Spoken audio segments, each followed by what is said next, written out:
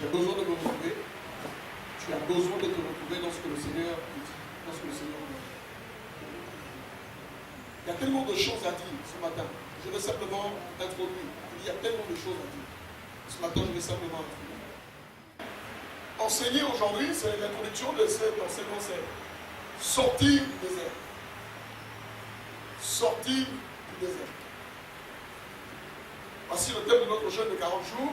Et donc, la dernière séance voudrait que nous enseignions sur cette thématique. Alors, si on parle de sortir du désert, il faudrait d'abord que nous nous posions la question de savoir si nous sommes dans un désert. Ou bien, se poser la question de savoir si nous avons déjà été dans un désert. Ou se poser la question de savoir si je suis dans un désert, qu'est-ce qui m'a emmené dans ce désert? Vous savez, généralement, lorsque nous souffrons tellement, lorsque nous nous adressons à Dieu dans la souffrance, la seule chose que nous voulons, c'est que Dieu nous sorte de la souffrance. Une personne qui sort de la souffrance sans retenir la leçon de la souffrance, Dieu va le faire recommencer le souffrance. Le Seigneur ne permet rien dans vos vies. Si le Seigneur permet une situation dans ta vie, c'est parce que le Seigneur veut ajouter un capital expérience dans ta vie. Le Seigneur veut t'amener à voir les choses différentes. Le Seigneur veut t'amener à voir les choses, à le voir d'une autre manière. Maintenant, si tu sors d'un désert, d'une situation, sans avoir retenu une leçon, tu vas te rendre compte au bout d'un moment dans ta vie que tu vis les mêmes choses. En fait, le cycle est le même. Le cycle est le même, pourquoi? Parce que tu n'as pas compris la leçon que Dieu veut te faire comprendre ce que tu traverses. En réalité, c'est nous qui retardons le processus de Dieu dans nos vies. Tant qu'on n'a pas compris, nous ne passons pas à autre chose. Quand vous allez à l'école, c'est possible que vous fassiez 4 fois la même classe. Ce n'est pas parce que vous avez duré dans une classe que je n'ai jamais vu dans un bulletin de notes passe à cause de la durée. Donc tu as dit ça. Ou excès de durée. Vous êtes admis en classe supérieure. Le temps ne nous fait pas avancer dans la foi. Les années peuvent passer et nous rester les mêmes. Les années peuvent évoluer. Les gens dans l'église avant nous, ils sont bénis, ils grandissent, ils évoluent. Ils deviennent des hommes et des femmes de Dieu devant nous. Nous on regarde ça. Pourquoi? Parce que Dieu sait que nous n'avons pas encore suffisamment appris la leçon. Le jour que nous apprenons la leçon, les choses se déclenchent. Alléluia. Donc que tu n'as pas appris, même si tu pleures, même si tu jeûnes, les pleurs n'ont jamais changé la condition de quelqu'un. Ne vous y trompez pas. Alléluia. Donc, sortir du désert, c'est un sujet très important. Si j'ai été dans un désert, qu'est-ce qui m'a amené dans ce désert? Si j'étais dans un désert, qu'est-ce que j'ai retenu de ce désert? Nous ouvrons la Bible, on va se lever ensemble dans notre texte de base. On va lire 3 portions des Écritures ce matin. Ésaïe 43, verset 18 à 20. Il y a écrit ceci. Ne pensez plus aux événements passés.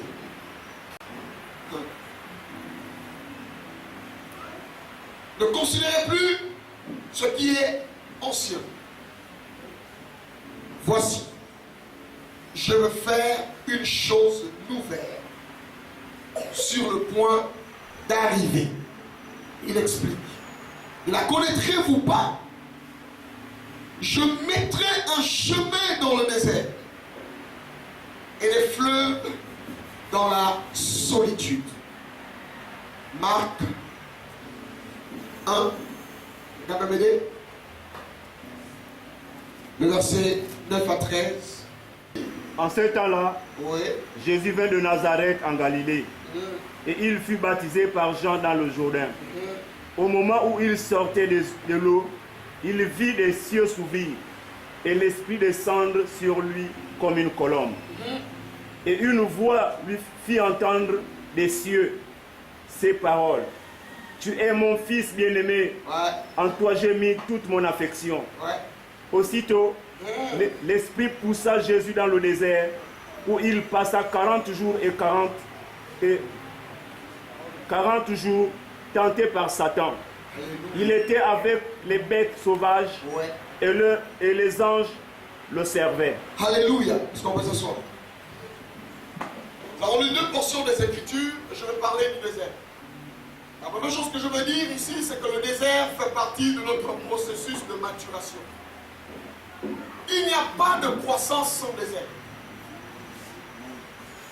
J'ai envie de dire que si tu veux être un grand instrument, pas un instrument, mais un grand instrument de Dieu dans un domaine particulier, il te faut passer par le désert. Amen.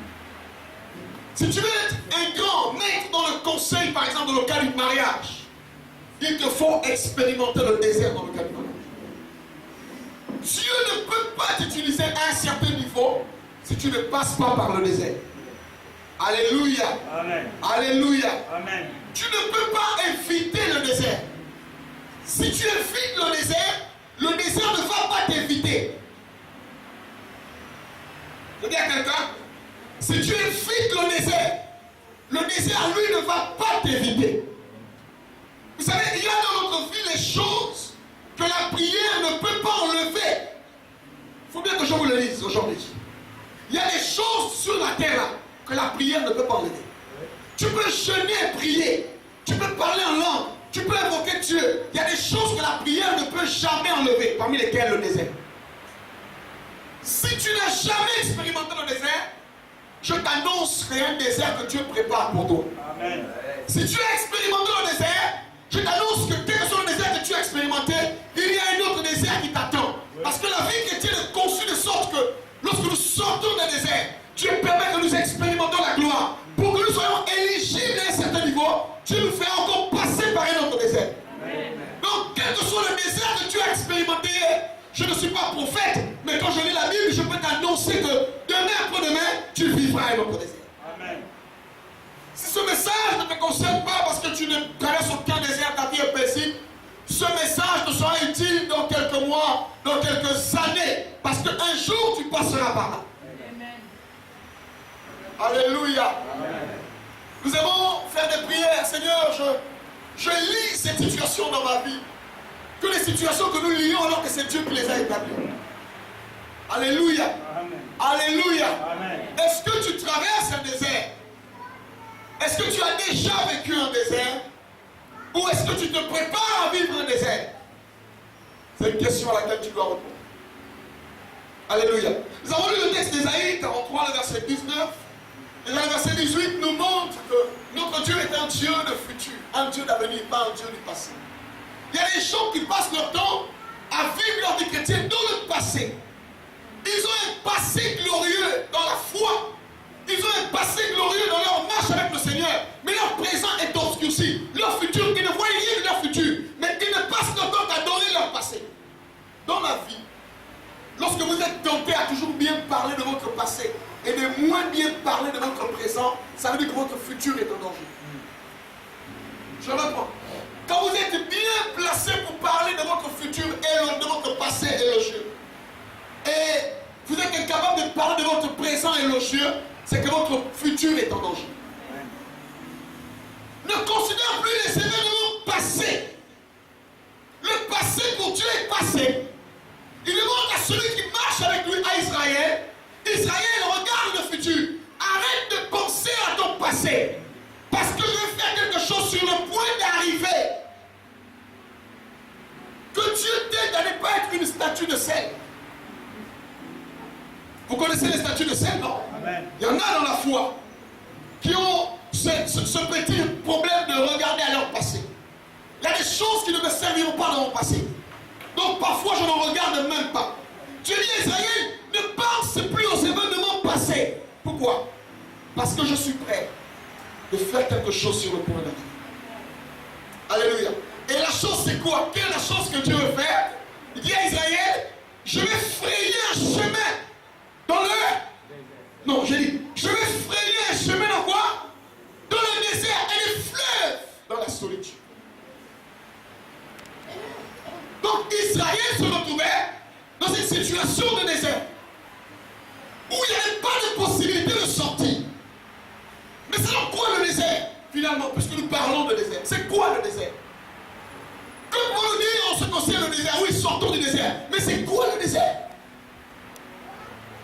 J'ai envie de dire de manière simple que le désert est un endroit aride, un endroit de sécheresse, un endroit de difficulté, un endroit là où la vie n'est pas agréable, un endroit qui n'est pas un endroit de confort, un endroit là où on n'a pas forcément ce qu'on veut, un endroit où nous sommes limités, un endroit où on n'a pas la joie qu'on voudrait avoir, un endroit où une situation où on n'a pas ce que nous aimerions avoir, on n'a pas le retour de ce que nous avons semé par exemple dans la vie de quelqu'un. Le désert. Alléluia. Amen. La particularité du désert, c'est la solitude. Généralement, quand on est dans un désert, on peut expérimenter la solitude alors que les gens sont autour de nous. On a bien les parents, on a bien des amis, mais en fait, on est triste et orphelin à l'intérieur de nous. Quelqu'un peut être là, gentil, riant avec vous, souriant, même mangeant du pain, mais dans son cœur, être triste véritablement. Le désert. Oui, mes amis, le désert. Le désert, c'est aussi la confusion. On ne sait pas à quel niveau nous sommes dans la vie. Est-ce qu'on doit s'engager? Est-ce qu'on ne s'engage pas? Est-ce qu'on doit avancer? Est-ce qu'on n'avance pas? Est-ce qu'on doit faire une affaire? Est-ce qu'on ne fait pas? Qu'est-ce qui se passe dans ma vie? C'est aussi la confusion. On est dans plusieurs options. On essaie aujourd'hui, on essaie demain. On essaie, on se dit, là où ça va marcher, je vais rentrer. Dieu ne met jamais des options sur la vie des gens. Dieu donne une direction. Dieu ne met jamais des options. Quand vous arriverez dans la vie, au niveau où vous serez à la dimension des options, sachez que vous êtes déjà perdu. Amen. On n'a pas compris, hein? Lorsque vous êtes en forêt, ce qui vous conduit, c'est la boussole, n'est-ce pas? Quand vous avez vu des boussoles et que vous commencez à vous demander entre vous, où partons-nous? Qu'est-ce que vous pensez? On prend la gauche ou on prend la droite? C'est un signe de quoi? De perdition. C'est un signe que vous ne savez pas où vous partez. Si vous ne savez pas où vous partez, c'est que vous êtes perdu. Lorsque un individu, une personne, vit sa vie dans les options, il essaie de rentrer dans le commerce, il essaie de faire ceci, elle essaie de faire cela, elle donne des options, c'est un signe de perdition. Tu n'es pas obligé d'acclamer la parole. Hein? La vérité, je le sais. Si tu es dans une option, si tu es dans une confusion, c'est un signe de perdition. Et là donc, on peut expérimenter le désert. Dans le désert, on peut même être incompris. Nous-mêmes, on se comprend, mais les autres autour de nous ne comprennent pas.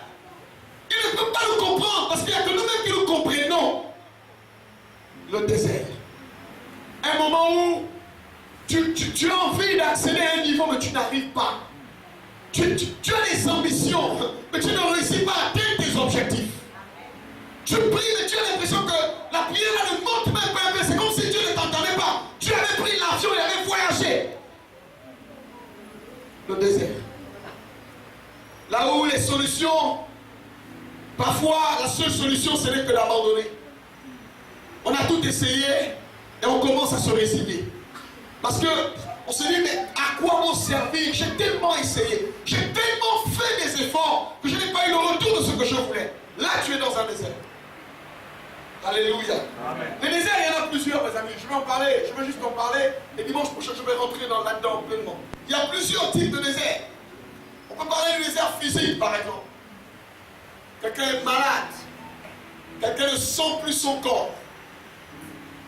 Tu aspires à la guérison. Tu ne sais pas ce qui t'arrive. Physiquement, tu n'es pas au point. Tu es là debout, mais tu sens que ce n'est pas toi. Il y a même des gens qui n'aiment même plus leur propre corps. Ils auraient voulu avoir le corps de Beyoncé, certainement. Oui, mes amis, nous multiplions les régimes à cause de quoi? Parce que nous ne sommes parfois pas fiers du corps que nous avons. Nous sommes prêts donc à aller boire des produits. Parce qu'on se sent mal dans notre corps. On est malade. Je connais une soeur qui avait dit, pasteur, je ne sens plus mon corps, je me sens tellement malade tous les jours que Dieu fait. Avant d'aller à l'hôpital, on ne voit rien. Désert physique. Avant de prendre des médicaments de la tension est toujours pareille. Les médecins, on a vu tous les cardiologues, rien ne se passe. Désert physique. Maladie, fatigué, on ne ressent plus le corps. Il y a aussi par exemple des déserts financiers. Là, j'en parlerai. on manque d'argent. Vous savez, quand on parle de désert financier, on ne dit pas toujours qu'on n'a pas d'argent. Ce n'est pas qu'on manque d'argent. Mais le problème, c'est que dans le désert financier, on n'arrive pas à joindre les deux bouts. On travaille pour payer les dettes. On fournit beaucoup d'efforts, on travaille beaucoup, mais dans le rendu, on n'a pas ce qu'on voudrait avoir. L'argent qu'on a ne nous permet plus de faire certaines choses. Que les gens qui travaillent, mais qui sont malheureux, il y a des gens qui ne me donnent même pas envie d'aller travailler. Quand je les regarde, je dis, mais à quoi ça sert d'aller le matin au bureau? Vous savez, ce n'est pas un problème de gagner beaucoup. Vous pouvez gagner des millions.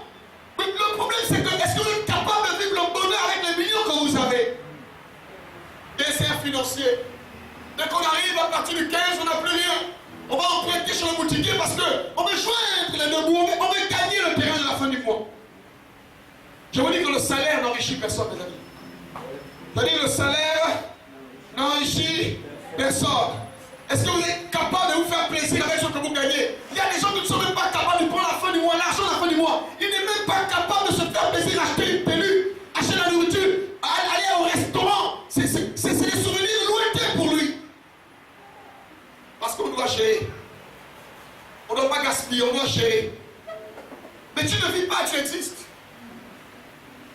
Tu es en train d'exister. Tu mets 20 ans comme ça, en train de travailler. Tu dois le matin, tu gaspilles le sommeil le matin. Tu vas au boulot. Quand tu prends l'argent à la fin du mois, tu n'es même pas capable de te faire plaisir. Mais quand on te voit, tu dis que tu travailles. Vous voyez les gens en film, ils sont en costume. Vous savez, il y a des gens qui cachent leur pauvreté par leur habillement au haut niveau. Vous les voyez les matins, ils sont en ville bien habillés, ils ont les parfums. Tu vas dire, voilà l'homme que j'ai trouvé, l'homme de ma vie, le milliardaire. Pauvre, même les reins des églises, ils sont riches. Il est tellement pauvre qu'il veut essayer de parler, donc il s'habille tellement bien. On est dans l'administration, on est dans l'entreprise, tout le monde est bien habillé. On se dit, voilà le mari, voilà la femme que j'ai trouvée. Elle est riche, il est riche. Désert financier. Tu as l'argent, tu n'arrives à rien faire. Tu es égal à toi-même, tu ne peux même pas te faire plaisir. Quand tu prends ton salaire, tu ne peux pas pleurer devant Dieu.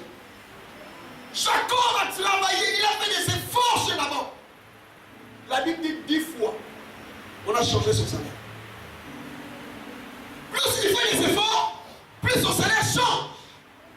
Que les efforts que nous faisons pour gagner de l'argent, on fait des efforts, mais on ne gagne rien apparemment. Ce qu'on gagne n'a rien à voir avec l'effort qu'on a dépensé. Le voisin, que Dieu te délivre du désert financier. Dit que Dieu te délivre du désert financier. Lorsque la bénédiction est à peine consommable pour résoudre les problèmes, ce n'est pas une bénédiction. Lorsque tu gagnes l'argent pour payer les dettes, ça veut dire que tu vis dans un désert financier. Est-ce que tu comprends? Amen. Je dis, lorsque tu vis pour payer les dettes, ça veut dire qu'en réalité, tu vis dans un désert financier. Je dis que le désert financier n'a rien à voir avec le salaire. Tu peux gagner 100 000 et être capable de te faire plaisir dans les 100 000 que tu as. Mais tu gagnes 100 000, tous les 100 000, tu payes la maison. Après, tu cherches quoi ils vont manger. Tu gagnes 700 000. Après, tu as pris le salaire, tout est parti entre tes mains. Il te reste que l'argent pour essayer de gérer les 2 semaines avec les enfants ou avec le mari. Et toi, tu peux garder comme ça, 10 ans, tu vis comme ça, tu pries le Seigneur, alléluia, Jésus est bon. Si tu ne comprends pas que c'est un désert, Dieu ne changera pas ta situation. Si tu n'en as pas marre, on dit, Seigneur, je ne peux pas vivre pour résoudre les problèmes, je ne peux pas travailler. Écoutez, quand la Bible parle d'Abraham, Abraham devient riche, ce n'est pas pour que nous raconter les histoires. Je veux dire, la Bible n'est pas écrite pour nous raconter les histoires. Amen. Qui a dit que la richesse et la spiritualité ne marchent pas ensemble? Eh oh! Amen. Qui a dit que la spiritualité c'est la pauvreté? Répondez-moi. Le père de la foi, lisez son histoire. Un homme riche, il allait en s'enrichissant. Son fils Isaac, pareil. Son fils Jacob, pareil. Nous qui sommes les enfants d'Abraham, on vit pour rembourser les dettes. Si tu es là, toi, acclame le Seigneur. Si la bénédiction est à peine consommable, ce n'est pas une bénédiction. Parce que la bénédiction te rend source. Je reprends. Si la bénédiction est à peine consommable pour toi, ce n'est pas une... Parce que la bénédiction te rend comment? La Bible déclare que Dieu a dit à Abraham, je ferai de toi une source de... C'est quoi la source? La source, c'est l'endroit où on vient puiser. Oh, acclame le Seigneur. Vous savez, avant, j'avais peur de prier à Dieu en disant, donne-moi l'argent. Je pensais que c'était un problème de spiritualité. Non. Dieu, on demande des petites choses. Dieu, on demande la paix du cœur. Quelle paix du cœur? Il y a des gens qui ne sont plus en paix dans leur esprit parce qu'ils sont tellement endettés. Je vais vous dire une chose. La pauvreté commence par la manière d'être endetté. La Bible déclare que celui qui paie ses dettes s'enrichit. À chaque fois que vous allez devoir, sachez que vous êtes en train de vous appauvrir. Vous déclenchez un processus d'appauvrissement dans votre propre vie. Et donc Satan veut maintenir les gens pour payer les bons. Vous savez le matin, vous avez les cahiers chez les boutiquiers. Les enfants de Dieu.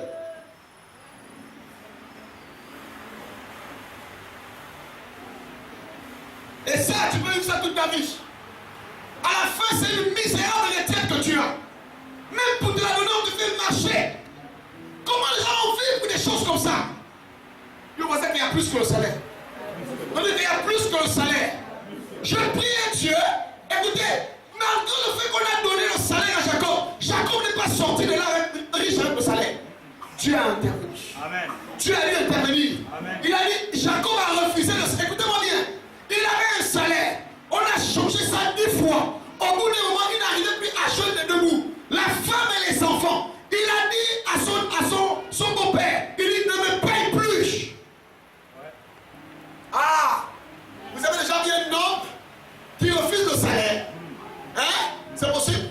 Pourquoi il demande de plus le payer? Parce que le salaire que lui donnait là-bas, c'était pour le maintenir dans la pauvreté.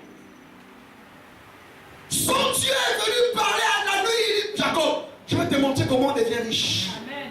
Oui. Ensuite, il va proposer à Laban le trompe. Laban dit, regardez-moi sur ma boule là. Il dit à Laban, non, quand les brebis vont accoucher, à la fin, 5 euros de train, ce sera pour moi. Le reste, c'est pour toi. Laban dit, mais il n'y a pas de problème, je vais te rouler. Mais il ne savait pas que dans la nuit, l'Esprit de Dieu est venu le voir. Oui. Puis il dit, mon ami, quand les bêtes seront en chaleur, mets les bois dans l'eau. Quand elles viendront boire, quand elles seront en chaleur, quand elles viendront boire, les enfants qui vont être là seront achetés. Donc vous voyez, il a été divinement averti. Pour sortir de la pauvreté, il a été divinement averti. Vous ne sortirez pas de la pauvreté en partant prendre les salaires, travailler la fonction publique. Ça ne va pas vous sortir de la pauvreté. Il faut que Dieu vous inspire pour que vous sortiez de votre condition. Parce que le diable peut vous empêcher d'être riche. La volonté de Dieu, c'est que vous soyez épanoui aussi. Amen. Ça te fait quoi de voir les enfants des autres qui vont manger le caviar? Oh non, qui vont manger la pizza. Pour toi, c'est même un luxe. Ça fait combien de temps tu as pu offrir à ton enfant quelque chose qui l'a fait plaisir? Ça fait combien de temps tu as dit, je prends mon salaire, je prends 100 000 francs, je prends 50 000 francs, je me fais plaisir. On vit dans les économies. Et vous savez, la Bible déclare que celui qui épargne à l'excès aussi s'appauvrit. Trop garder là, gérer 500 pour la semaine, 1000 francs pour la semaine, vous mettrez dans la pauvreté. Que Dieu me livre. Donc j'ai découvert que Dieu peut te rendre riche. Non pas parce que tu as fait beaucoup l'école. Non pas parce que tu travailles à la fonction publique. Donnez-moi le nom d'un fonctionnaire qui est riche à part les voleurs de la République. Vous le connaissez? Ceux qui sont à la fonction publique, vous savez les plafonds de salaire. Donnez-moi le nom d'un fonctionnaire riche. La Bible dit qu'il en donne autant à ses bien-aimés dans le sommeil. Amen. Acclame Jésus. Amen. Alléluia. Le désert financier. Nous allons parler dimanche prochain. Comment sortir du désert financier? Parce que souvent on est là, on se dit, ah, Seigneur, tu vois ma vie. Mais Dieu te voit. Voyez-vous alors? Alléluia. Amen. Il y a un autre désert, le désert émotionnel. Ça c'est l'un des déserts les plus cruels. L'un des déserts les plus dévastateurs. Vous savez, parfois vous donnez aux gens de l'affection. Et lorsque vous donnez de l'affection à quelqu'un, vous vous attendez à recevoir quelque chose en retour, n'est-ce pas? Oui. Je vais vous dire une chose. Les attentes font très mal. Alléluia. Amen. Alléluia. Amen. Vous vous sacrifiez pour aimer les gens. Vous investissez pour aimer quelqu'un. Vous mettez tout. Vous investissez votre cœur, votre argent. Même les sœurs sont comme ça. Quand les sœurs aiment, elles aiment sincèrement. Vous êtes sincère, vous donnez votre argent, votre cœur. Vous faites des choses inimaginables parce que vous voulez vous aimer la personne. Et à la fin, bam, ça finit par ne pas marcher. Première fois, ça va peut-être vous dire, bon, c'était peut-être un peu la malchance. Deuxième fois, troisième fois. Il y a des couples qui vont permettre que vous ne vous réveillez plus. Il y a des gens qui sont assis là, mais qui ne sont plus debout depuis longtemps. Émotionnellement, ils ont tellement investi. Vous savez, quand vous voyez des prostituées, écoutez-moi bien, faites attention. Une prostituée n'est pas une femme qui s'est levée un matin, qui a eu envie de coucher avec une multitude d'hommes. Quand vous regardez derrière sa vie, il y a beaucoup, certainement des blessures émotionnelles. Il y a des femmes, quand vous parlez avec une prostituée, moi j'ai parlé avec beaucoup de prostituées, elle me dit clairement, je ne crois plus en l'amour. C'est pourquoi il est prêt de faire n'importe quoi. Vous savez, ceux qui ont des garçons, et je l'ai fait, j'ai fait cette prière à Dieu. Si tu me donnes un jour un garçon, je l'apprendrai à ne pas réveiller l'amour. La Bible dit, ne réveillez pas l'amour. Vous comprenez? Parce qu'en fait, lorsque quelqu'un s'est investi, forcément, l'investissement c'est le sang de la personne, c'est la vie de la personne. Si la personne sort de là-dessus, c'est une vie que vous avez tuée.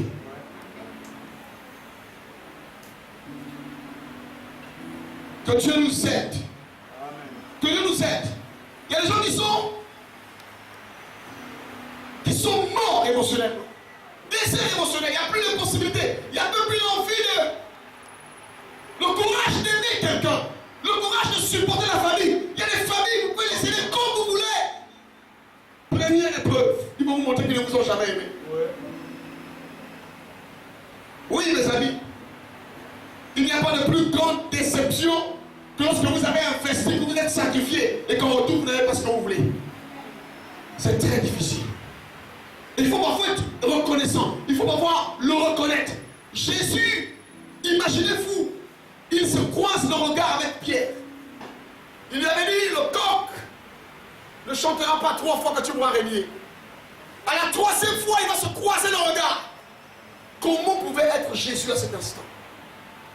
Des gens que j'ai nourris, que j'ai donné la nourriture, que j'ai investi dans leur vie. Il me regarde en face et il me dit, je ne le connais pas. Mes amis, si psychologiquement, si émotionnellement, vous êtes atteint, vous avez du mal à avoir une bonne spiritualité. Parce que l'homme, ce n'est pas seulement l'esprit, il y a aussi la psychologie de l'homme. Les sœurs, arrêtez de tomber amoureuses tous les jours, restez un peu debout. Je suis tombé amoureux, je suis tombé amoureuse, je suis tombé. Vous tombez tous les jours amoureuse, pourquoi? Soyez amoureuse, restez devant, Aka. Je connais des gens qui ont décidé, vous savez, quand vous voyez une soeur, une chrétienne ou même une païenne, commencer à faire n'importe quoi de sa vie, ne commencez pas à juger. Posez-vous la question, qu'est-ce qu'elle a vécu pour l'amener là?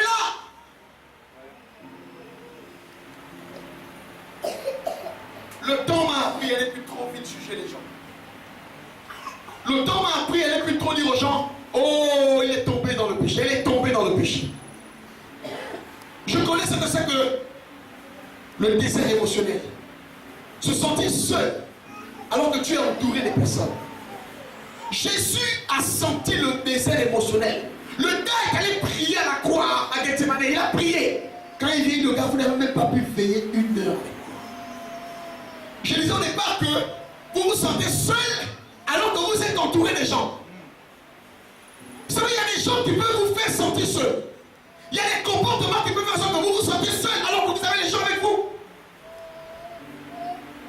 Tombez un peu malade.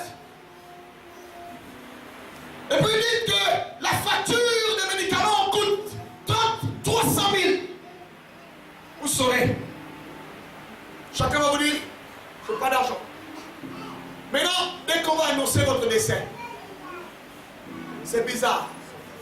C'est comme si l'argent sort quand le décès arrive. Les gens sont prêts à vous aider quand vous êtes dans la mort. Cotisez pour faire les grands funérailles à votre mémoire. Je ne savais pas que dans ce monde, les gens mouraient pour raison de la pauvreté. Je connais un monsieur. Je l'ai déposé mon petit frère au Cameroun. Ce monsieur-là a créé des centaines d'églises au Cameroun. Il a eu un titre, une autorisation d'implantation d'église par le président Mamadou Aïdjo. Beaucoup des églises ont été créées par son document. Il s'appelait le Lauréat, un monsieur de cœur, un monsieur bien, un monsieur qui aimait les gens. Je l'ai vu se démerder. Mon petit frère était à Yaoundé, lui il était à Douala, mais il s'est déplacé. Quelle que soit l'heure, tu l'appelles, il est disponible. Le gars il a plus de 76 ans. Un jour il est tombé malade. Ses enfants sont à l'étranger, ils vivent en France, d'autres au Canada. Ils tombent malades. Le monsieur là, on va l'intérêt à l'hôpital. Il va mourir parce qu'on va manquer de 150 000 francs. Ses enfants sont à l'étranger. Il a aidé les pasteurs. Il a bâti des églises. Les pasteurs sont grands dans le monde. Mais ils sont au courant que l'homme est malade. Même 100 000 ne peuvent pas donner. Mais le jour qu'il meurt, c'est les grands communiqués. Ce fut un grand homme de Dieu. Où étiez-vous au temps chaud? Ne permettez pas aux gens qui sont autour de vous de se sentir seuls. Ne n'attristez pas les gens. Amenez-les à se sentir bien. Vous avez des enfants, permettez qu'ils se sentent bien. Vous avez des parents, permettez qu'ils se sentent bien. Si vous affaiblissez quelqu'un, si une personne qui a un désert émotionnel, vous l'avez tué, étant vivante. Il y a des gens qui sont morts, et pourtant qui sont vivants. Alléluia. Amen. Alléluia. Amen. Et ensuite, on peut expérimenter le désert spirituel. Je vais par exemple terminer par là. Par le désert. Désert spirituel. Désert spirituel, on perd sa vigueur spirituelle. On perd l'appétit des choses de Dieu. On est plus chaud comme avant. On a envie de prier, mais il y a comme quelque chose qui nous dit non, non, non, pas pareil. Toi, là, ton niveau, c'est là. Tu n'es plus éligible pour prier plus haut. Vous savez, j'ai découvert une chose. C'est que dans la prière, il y a des niveaux. Il y a un niveau de prière où Dieu t'attend. Parce qu'il y a des choses qui se déclenchent que lorsque nous avons élevé le niveau de prière. Tant que tu restes au même niveau de prière, rien ne se déclenche. Ainsi, Satan est au courant de ça, donc il te maintient pendant 3 ans, 4 ans, 5 ans, dans le même niveau de prière. Seigneur, je m'attends à toi. Tous les matins, je m'attends à toi. Rien ne change. Je m'attends à toi. Rien ne change. Mais comportez-vous comme dit Anne. Pendant des années, son mari a donné des portions de viande. Elle a accepté, oh mon mari, tu m'aimes, je bénis Dieu. Mais la Bible déclare que Dieu avait suscité une femme qu'on appelait Pénina. Elle a mortifié. Elle a mortifié. Au point qu'elle a dit non, là, je vais élever mon niveau de prière. Je pense qu'il y a un Samuel pour toi. Amen. Mais ce Samuel ne viendra que si tu élèves ton niveau de prière. Amen. Samuel ne vient pas avec les prières de comparaison. Seigneur, donne-moi un enfant aussi pour que ma rivale sente que... Non, Samuel vient lorsqu'on commence à comprendre les intérêts de Dieu et qu'on élève son niveau de prière. Amen. Acclame le Seigneur, s'il te plaît.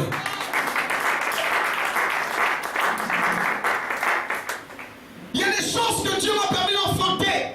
Les femmes savent que, à moins ceux qui font peut-être, on appelle ça comment? La péridurale, hein? Vous savez que même la péridurale a des conséquences. Dieu a dit à la femme, tu accoucheras avec la douleur. Mais quand une femme pousse son enfant, ça fait mal. Mais lorsque le bébé sort et qu'elle crie le bébé, elle est contente. Il y a des destinées qui sont fortes qu'avec la douleur. Tu n'as pas senti la douleur, tu n'enfanteras rien. Tu dois transpirer, tu dois enfanter. On n'enfante pas en riant. J'ai accouché mon bébé, il est né. Êtes-vous déjà allé à la maternité et puis voir une femme qui rit pendant qu'elle accouche? Oh, ton bébé sort s'il te plaît. Sors, pardon bébé. Bébé joli, sort. Toutes les femmes qui accouchent, il faut dire que c'est en péril de leur vie. Mes amis, quand Dieu veut que tu enfantes une destinée, ta vie peut être menacée. Quand Dieu sent que tu dois enfanter une destinée, ta vie est menacée. Parce que quand une femme accouche, sa vie aussi est menacée. L'accouchement est un risque. Quand tu veux accoucher, c'est un risque. Quand tu veux enfanter les grandes choses pour ta vie, tu dois prendre les risques. Amen. Acclame le Seigneur.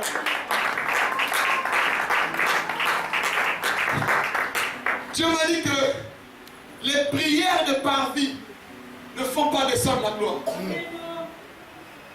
Tu fais des prières de parvis, tu auras des bénédictions de parvis. Alléluia. Amen. Alléluia. Amen. Nous avons lu un texte, on lit que dans le livre de Marc, Jésus, là nous parlons maintenant du désert, Jésus a reçu le baptême de l'Esprit. Écoutez-moi bien. Le Saint-Esprit, dès que Jean va baptiser Jésus, la Bible dit que le ciel va s'ouvrir.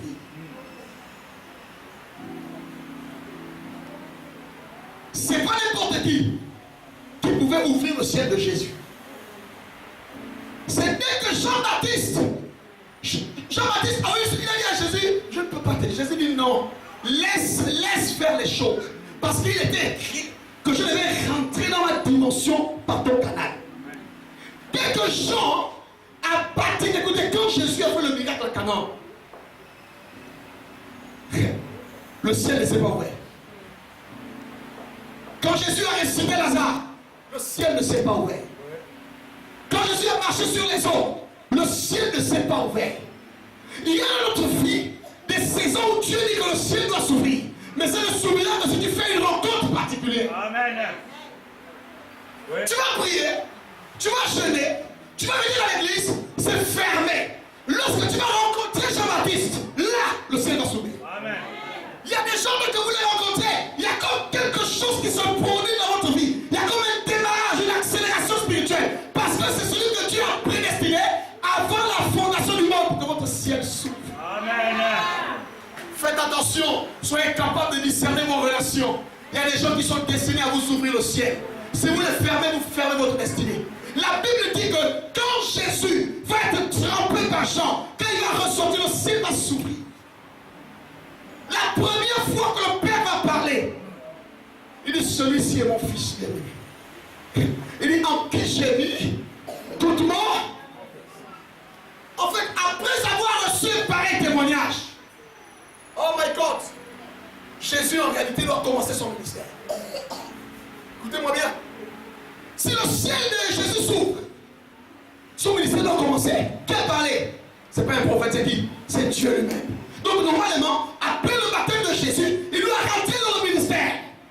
Il doit commencer à chasser les démons après le baptême de Jésus. Mais après le baptême de Jésus, Dieu change le processus. J'ai envie de vous dire une chose, ce n'est pas parce que quelqu'un a prophétisé sur vous, alléluia, amen, que vous allez commencer le ministère.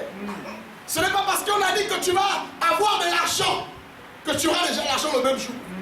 La Bible dit qu'après avoir parlé, Jésus n'a pas commencé le ministère. Que les gens, lorsqu'ils écoutent une prophétie, ils veulent travailler pour que la prophétie s'accomplisse. Tu ne peux rien faire pour que la prophétie s'accomplisse. La Bible déclare que la prophétie marche. Si elle tarde, attends-la, parce qu'elle arrivera certainement. Amen.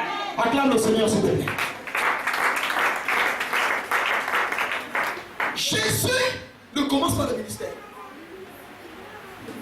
Oh, mais pasteur, je finis les études. Je suis ingénieur. Je dois normalement commencer le travail, attention, après que le ciel se soit ouvert. Il n'a pas commencé le ministère. Mais parce que je suis une belle femme, j'ai les diplômes qu'il faut. Pourquoi la personne qui occupe le poste qui occupe là, c'est moi qui devais l'occuper? Après que le ciel se soit ouvert, Jésus n'a pas commencé le ministère. Oui. Oh, je ne sais pas si tu peux comprendre. Tu es allé en France, Seigneur, mais j'ai les diplômes, je vais travailler. C'est pas parce que tu es en Europe que tu vas trouver le travail. Mais parce que le voisin aussi a ça, non. Tu n'es pas le voisin. Oui. La Bible dit après son baptême. Dis avec moi aussitôt. Aussitôt. Non, dis avec moi aussitôt. Aussitôt. Après le baptême, il ne commence pas le ministère. Nous ici là, si un homme de Dieu te dit ma fille, je te vois dans les nations. Tu vas prêcher partout aux Antilles. Tu vas commencer à dire, alors je fais déjà mon passeport. Je m'en vais aux Antilles. Quand Dieu t'appelle, il te donne la vision, il te donne aussi la provision. Amen. Tu n'as pas à faire des efforts. Oui. Lui-même, il enverra un ange. Amen. Pour ouvrir la porte et te fermer. Amen. Parce que lorsqu'il dit, la chose arrive. Amen. Lorsqu'il l'ordonne, elle existe. Amen. Ça, vous comprenez ça? Amen. Aussitôt, ça veut dire qu'il a terminé de recevoir le témoignage du Père. Le Père dit, tu ne pars pas commencer le ministère. Tu vas oser. Tu vas oser. Tu vas commencer à lire Jean 3,16. Tout le monde acclame ton message. Tu as un peu l'onction. Quand tu presses les gens, un peu la chair des poules, tu vas aller à l'église. Tu es devenu prophète. Ah non, moi je suis prophète. Ah bon, papa? Oh, et qui t'a dit ça? Les hommes de Dieu ont confirmé. Papa, c'est Dieu qui avait confirmé. Oui. Amen. Non, tu ne me comprends pas bien. Amen. Si tu me comprends, tu peux acclamer le Seigneur. Mes frères, pourquoi je dis non, non, je suis obligé de commencer le ministère. Les hommes de Dieu, ils m'ont rassemblé, ils ont prophétisé ce mois.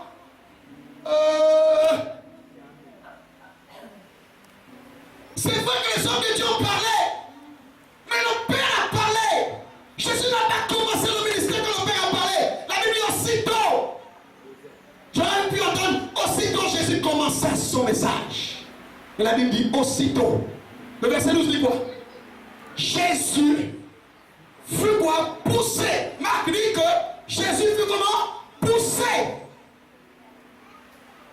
Poussé. Dans le. Écoutez-moi bien. Dans notre français, quand on dit que quelqu'un a été poussé, ça veut dire que la personne a été obligée. N'est-ce pas? C'est comme s'il y avait une résistance. N'est-ce pas?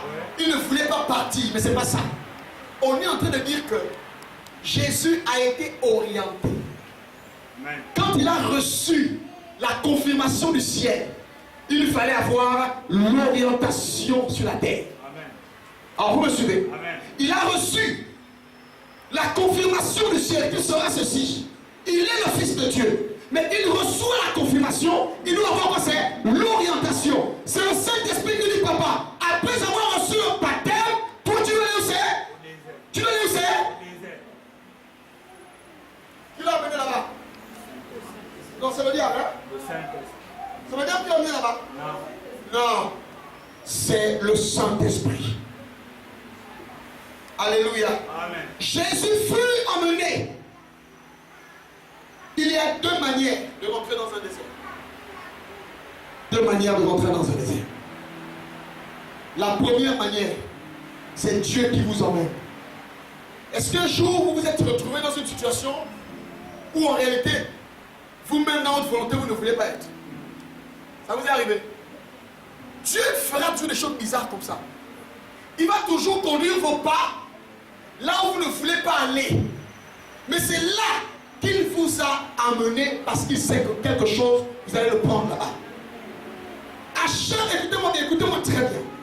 À chaque fois que Dieu vous amène à un endroit où vous fait passer par quelque chose, c'est parce que dans le puzzle de votre destinée, il y a quelque chose qui vous manque, que vous devez prendre à tel endroit. Si vous n'êtes pas passé par là, vous allez réussir, mais vous serez incomplet. Vous avez compris ce que j'ai dit?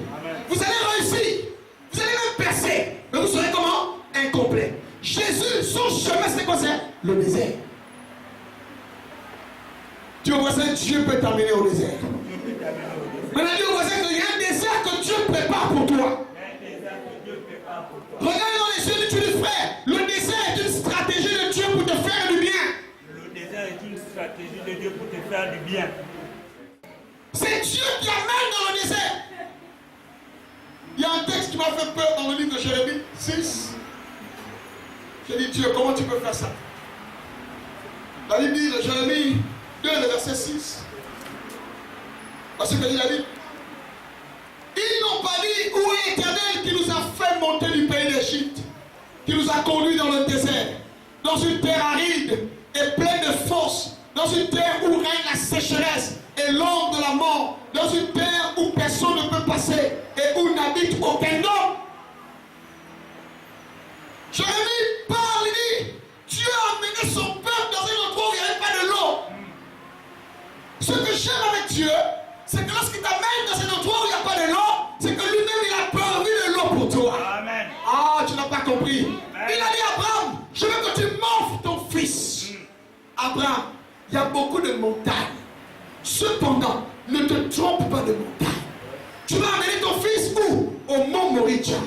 Si Abraham partait au mont Sinaï, il était foutu. Il avait obéi, mais il était comment? Parce que c'est au mont Moriah Dieu prévoit l'agneau. Amen. Quand Abraham veut tuer son fils, il dit ne tue pas. Regarde. Ouais. Lorsque Dieu amène Israël dans le désert, ils n'ont pas de quoi boire. Tu ne peux pas dire à Moïse, on va te tuer. Tu es venu ici pour nous tuer. Et Dieu dit à Moïse, frappe le rocher. Yes. Alléluia. Amen. C'est Dieu qui t'amène dans le désert dans lequel tu te trouves. Je t'annonce que tu sortiras de la vainqueur. Amen. Lorsque Dieu t'amène dans le désert, tu manqueras peut-être de la viande, tu manqueras peut-être des cotises, mais tu auras au moins la main. Amen. Oh non, acclame. Acclame. Tu n'auras pas des choses qui vont faire du bien à ta chair, mais tu auras des choses qui te permettront de vivre. Amen. Dieu ne répond pas à nos désirs, mais Dieu répond à nos besoins. Oui. Quand David dit l'Éternel est mon berger, je ne manquerai de rien. David il est dans le désert, il n'a pas l'argent, il souffre, mais il a le minimum, il a la vie de Dieu en lui. Amen. Si c'est Dieu qui vous amène au désert, Dieu prendra soin de vous. Oui. Quel que soit le désert, est-ce que vous êtes arrivé à un niveau où vous sentez qu'il n'y a rien, mais il y a quand même quelque chose? Oui. Je dis il n'y a rien, mais il y a quand même quelque chose. Oui. Je dis qu'il n'y a rien, il y a quand même quelque chose. Amen. Quand tu me vois là, il n'y a rien. La femme a dit que j'en ai un peu d'huile et de la farine. Il y avait quelque chose. Oui. Quand Dieu vous mène dans ce désert, il fait à ce que vous ne mourrez pas dans ce désert. Amen. Il donnera la nourriture pour que vous viviez. Jusqu'à ce que vous soyez délivrés. Jusqu'à ce que vous sortiez de cette épreuve. Amen. Frère, si ton frère traverse un désert, que Dieu l'a introduit, que toi tu veux le sortir de là, Dieu va te frapper. Frère, il y a des déserts où Dieu te veut seul. Oui. Toi tu veux la compagnie. Oh, où sont mes parents, où sont mes amis, où est mon mari? Dieu a dit c'est seul. Il y a des gens que Dieu a pris la vie parce qu'ils voulaient rentrer dans la vie de quelqu'un que Dieu a dit c'est la saison du désert. Quand c'est la saison du désert, frère, si tu viens aider, ton aide est une malédiction pour la personne. Donc là.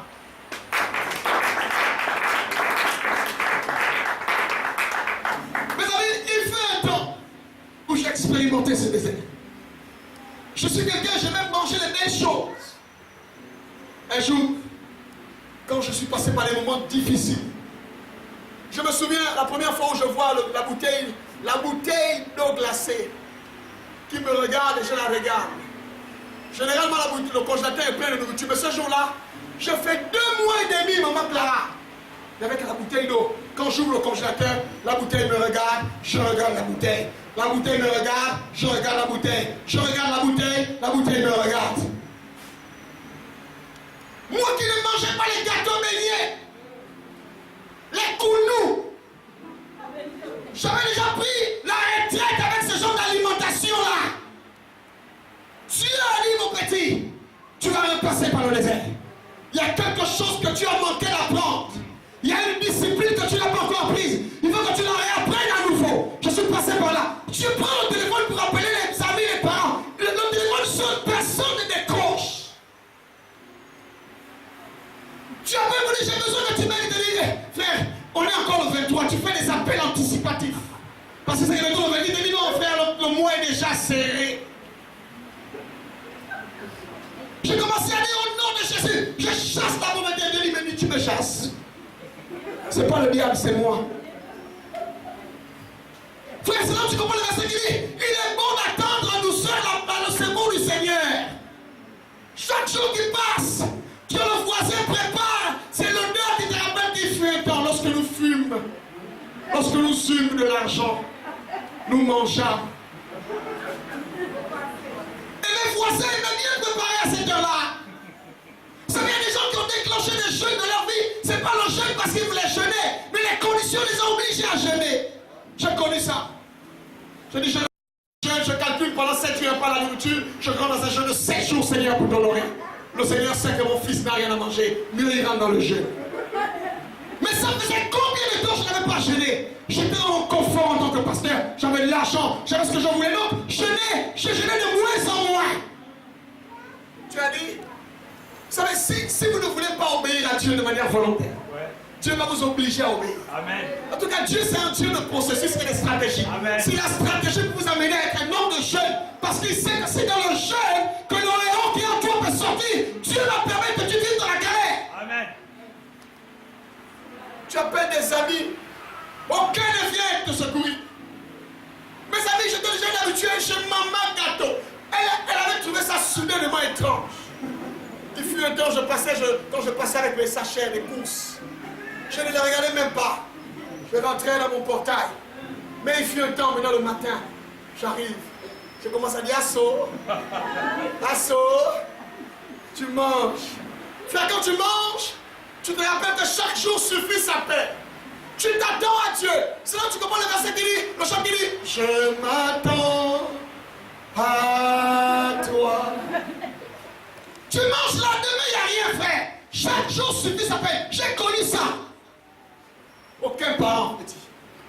Tu peux même en vouloir aux gens. C'est Dieu qui a dit, tu passes par ce désert. Amen. Tu passes par ce désert.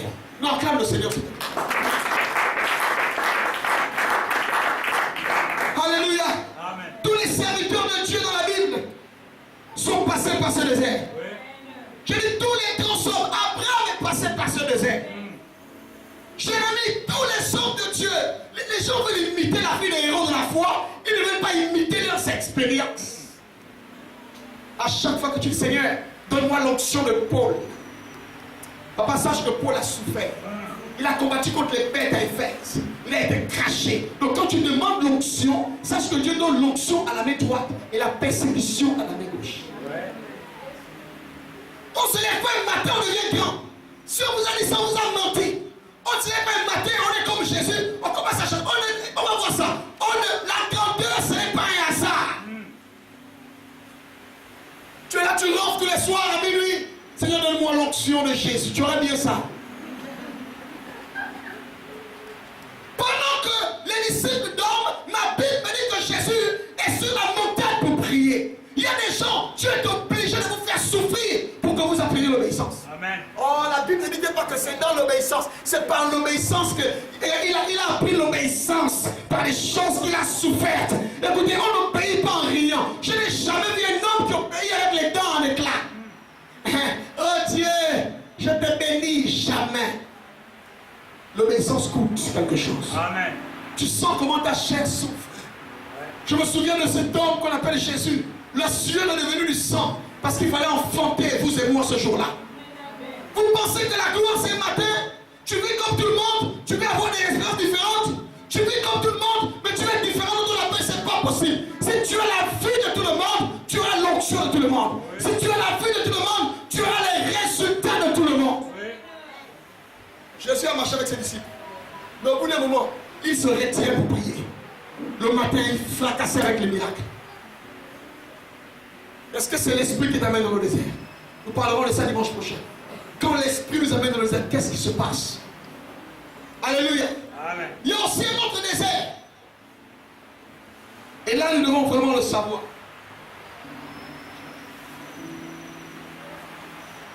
Vous savez, dans le désert de Dieu, dans le désert que Dieu permet dans votre vie, c'est Dieu qui définit le temps. Je vois des gens qui disent, non, pardon, parce que j'ai trop souffert dans ma vie.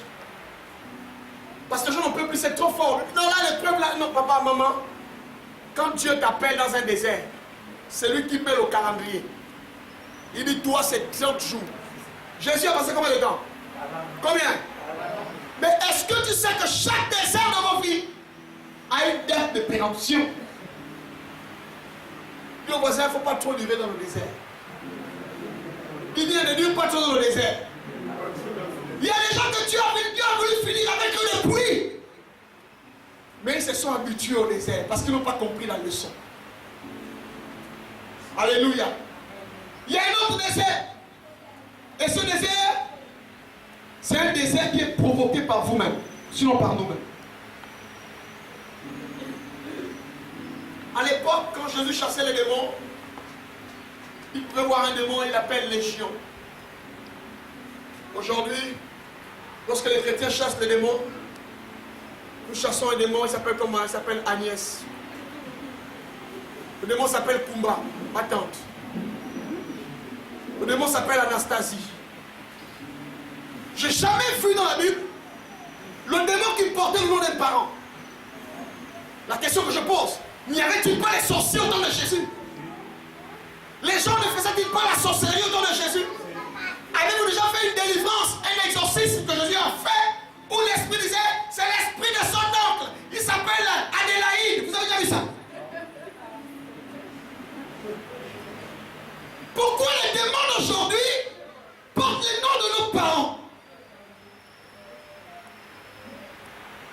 faut venir à la conférence que je vais faire. Hein. Vous allez comprendre que ce n'est pas les démons. Un démon ne peut pas s'appeler, c'est moi le démon Kumba, non. Et là on dit, quand on sort de là, je savais que Madame Kumba, c'était une sorcière. Papa, le diable t'a joué. Le diable t'a blagué. Le diable c'est un blagueur, il t'a blagué. Vous allez voir toutes les délivrances que nous faisons, c'est toujours un membre de notre famille qui est cité.